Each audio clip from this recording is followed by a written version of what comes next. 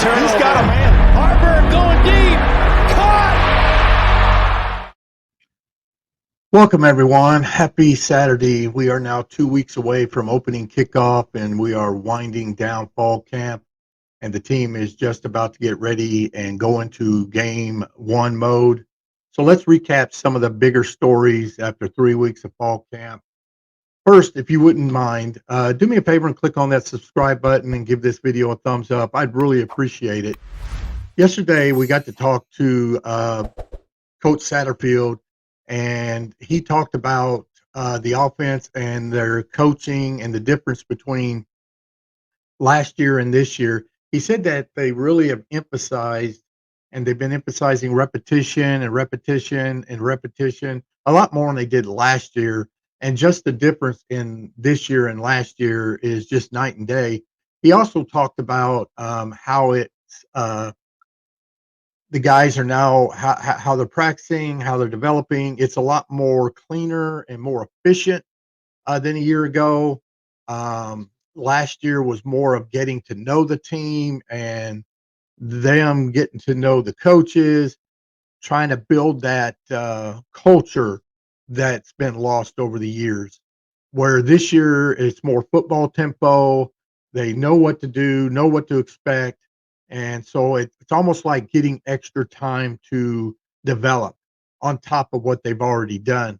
He also talked about just the coaching staff that it's concentrating and more on coaching situational things that the team will be to get the team ready so they'll know what to expect. It's things that happen throughout the year, throughout the season that most of the time you don't coach because they're things that just kind of pop up, but they pop up, but it's like you don't practice it. So they've been doing that. He even kind of brought up that how Rule to him, he talked about this as being Rule's best situational coaching that he's seen throughout any year he's been around Coach Rule.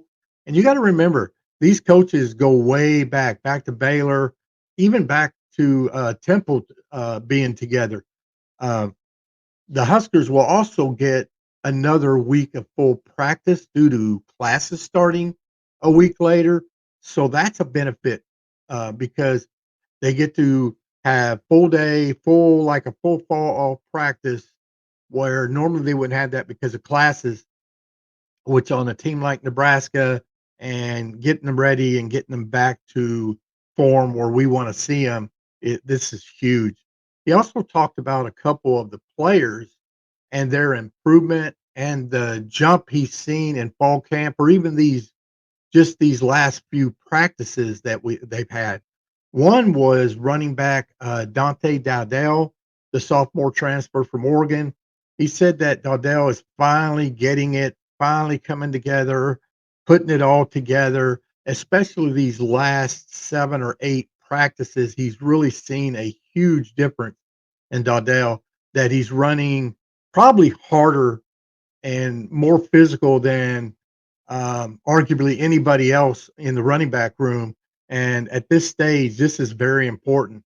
He talked about his hard running, him becoming very physical and becoming very hard to tackle, even for the Huskers defense.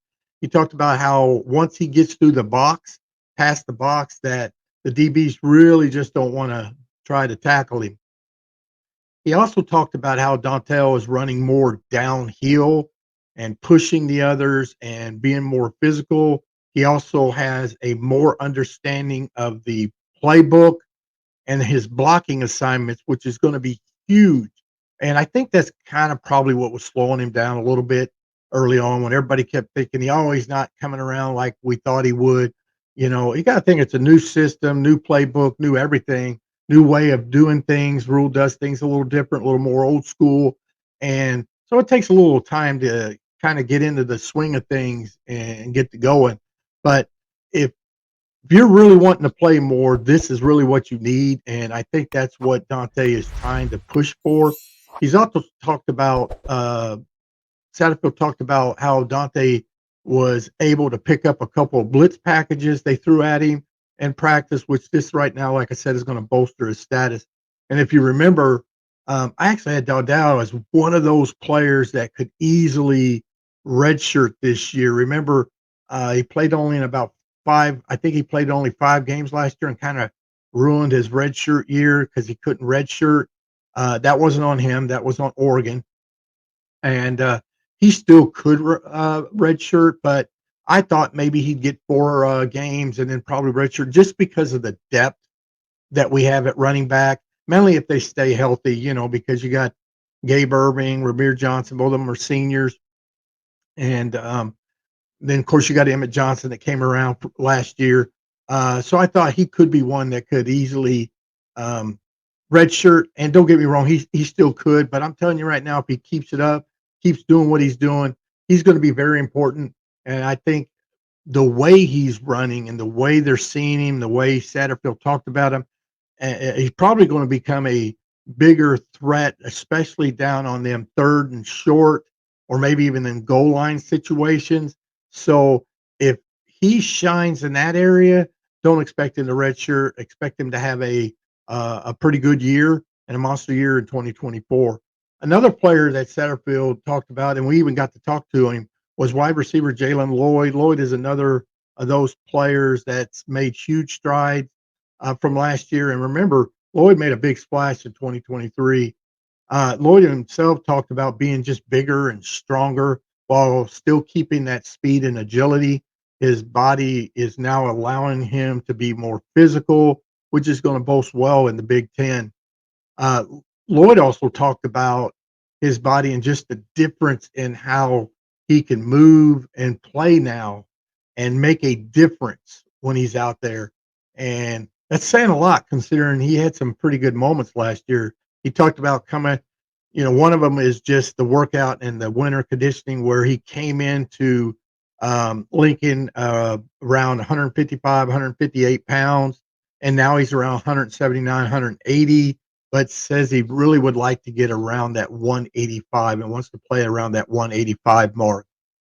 Another player we have is want to talk about is Thomas Fidone. Fidone is another player to keep an eye on this year.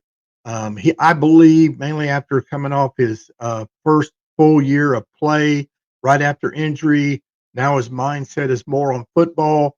You see it all the time, even in the pros. They come off of an injury like that first year, even though they want to give it all that and they're giving it as much as they can, they really don't let loose until that second year. And I think you're going to see that this year. Just the difference in the quarterback improvement from having Thomas on here and coaching up these quarterbacks.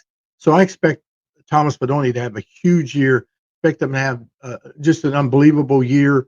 Um, Mainly when it comes to like the tight end screens, as Fidone is a physical kind of guy, wants to be physical. He doesn't back down. And he doesn't care what kind of defense he goes against.